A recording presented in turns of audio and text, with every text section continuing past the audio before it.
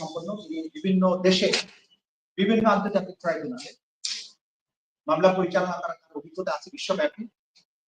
সে কারণে মিস্টার টবি ক্যাটম্যানকে আমাদের এই প্রসিকিউশন এজেন্সির অ্যাডভাইজার হিসেবে আমরা অ্যাপয়েন্ট করেছি। তিনি বাংলাদেশে এসেছেন, আমাদের সাথে মিটিং করছেন, বিভিন্ন বিষয় পলিসি নির্ধারণের ব্যাপারে, স্ট্র্যাটেজি নির্ধারণের ব্যাপারে, তদন্তের ব্যাপারে, সব ব্যাপারে আমাদের যা কিছু করা উচিত সে ব্যাপারে তার সাথে আমরা পরামর্শ করছি, আলোচনা করছি এবং এই বিচার প্রক্রিয়া স্বচ্ছভাবে আন্তর্জাতিকভাবে যাতে কোনো রকম প্রশ্নের সম্মুখীন না হয় সেই ব্যাপারে আমরা তার সাহায্য গ্রহণ করছি। একইভাবে আপনারা জানেন যে আমাদের আইনে আমরা সেটাও করেছি যে ডিফেন্সের পক্ষ থেকেও তারা যদি এই ধরনের কনসাল্টিং করতে চান তাদের পক্ষে অ্যাডভাইস গ্রহণ করার জন্য সেটা তারা করতে পারবে, কিন্তু তারা কোর্ট রুমে লয়ার হিসেবে সরাসরি করতে হবে, বাদ ছাড়া করতে পারবে। টবি ক্যাটম্যান আমাদের পক্ষে আছে, তিনি আমাদের অ্যাডভাইস করছেন। আজকে তিনি এসে আমাদের সাথে ফরমাল মিটিং করেছেন। তিনি ইচ্ছা প্রকাশ করেছিলেন যে মিডিয়ার সামনে তিনি কথা বলতে চান, সেই কারণে আজকে আমরা তাকে নিয়ে এসেছি, তিনি এখন আপনাদের সঙ্গে কথা বলবেন। Thank you very much. So, first of all, just let me say it's a privilege and an honour to be assisting the Chief Prosecutor and his team. I have been appointed by the Law Ministry to serve as Special Advisor to the Prosecution Section based on my previous experience in dealing with these matters in a number of different jurisdictions. This is my second visit. I was here a couple of months ago to meet with the Chief Advisor, the Law Advisor, the Attorney General, and at that time the newly appointed Chief Prosecutor, to advise on some of the areas that I think needed to be addressed. Certainly from my previous experience of the ICT under the previous government was obviously not a good experience. There were criticisms as to how the process was politically manipulated.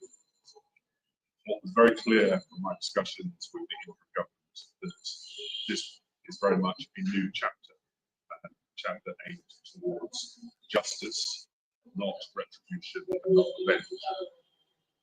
For that reason, the ICT Act has gone through some amendments, amendments with a view to ensuring that international standards are maintained, the highest standards are maintained, and that any investigation or prosecution or trial will be transparent in accordance with the law and conducted by independent and impartial professionals. Having had meetings the last 2 days, I believe that there are still amendments that need to be made. I think great steps have been taken already.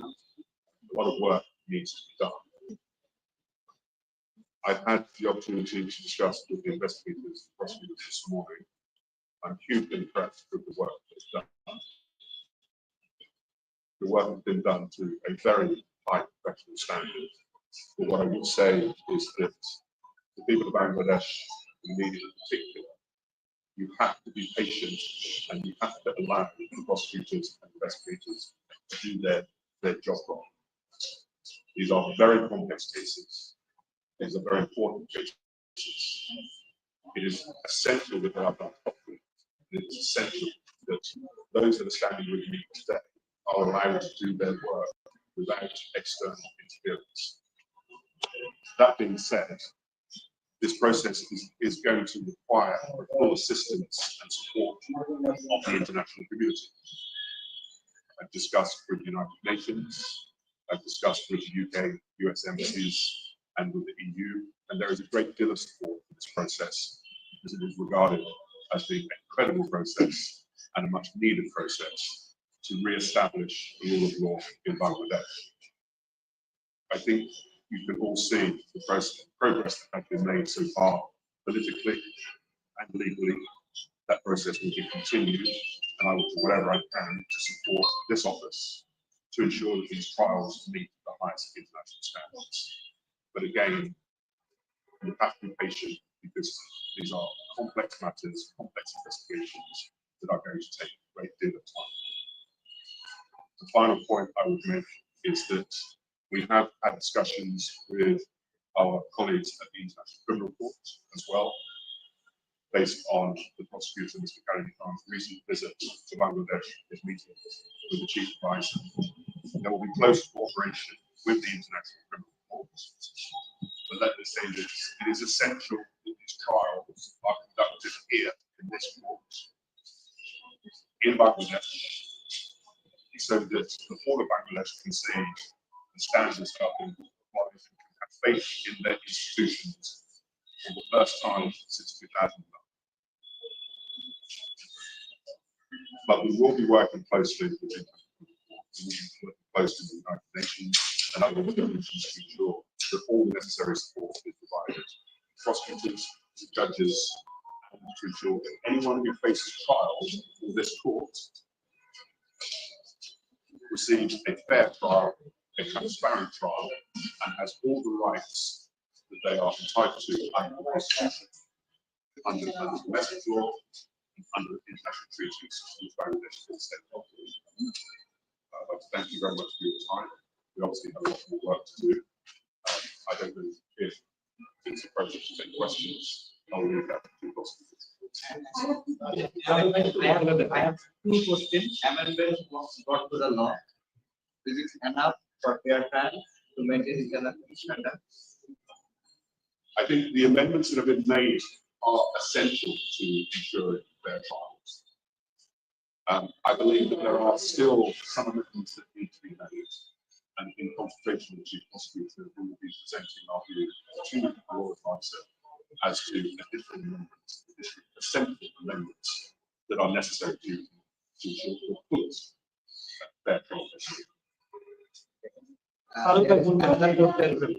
You are one of the most expert of extradition. I want to know what is the process of bringing back Sheikh Hasina investors. Thank you. So I do have some experience as a prosecutor in extradition matters.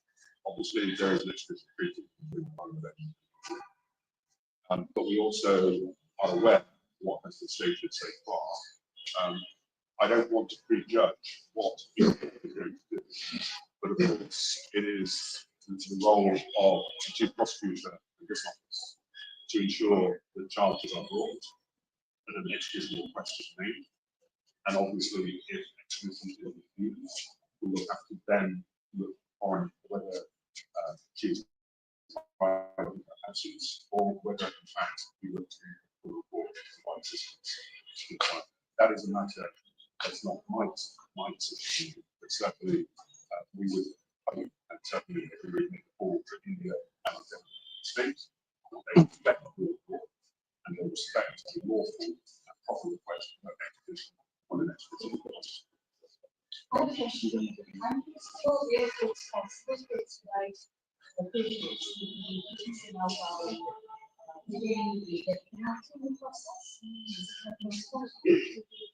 my second question to you is, your prior engagement with defense team, the last federation state, people's pursuit to justice. So I'll deal with the second question first. So my experience of working previously in defense of this court has shown me where the legal framework and the practice needs to be changed in order to meet the high standards. As a barrister, as a member of the Bar Review, I have a professional responsibility upon the highest standards of professional ethics and conduct, and that's what I need to do. I have agreed to assist prosecuting and advise as much as I can to ensure that that process is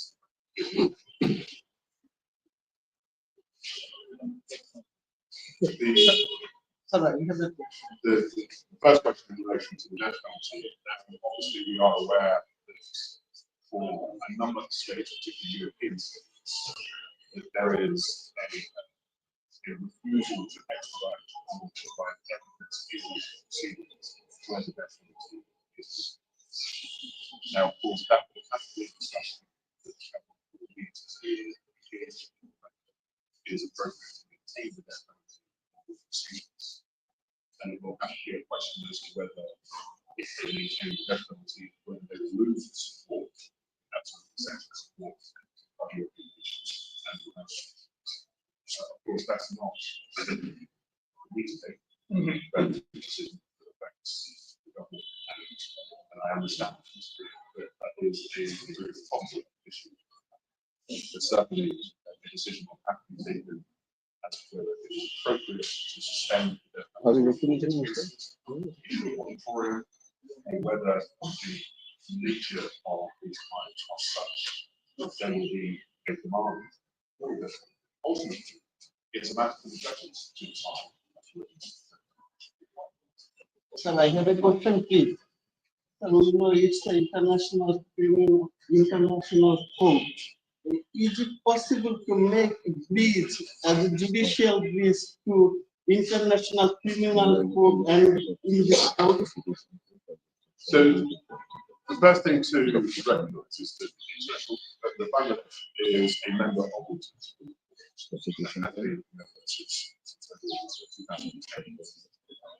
so the International Court has jurisdiction over Bangladesh if Bangladesh is unwilling or unable to prosecute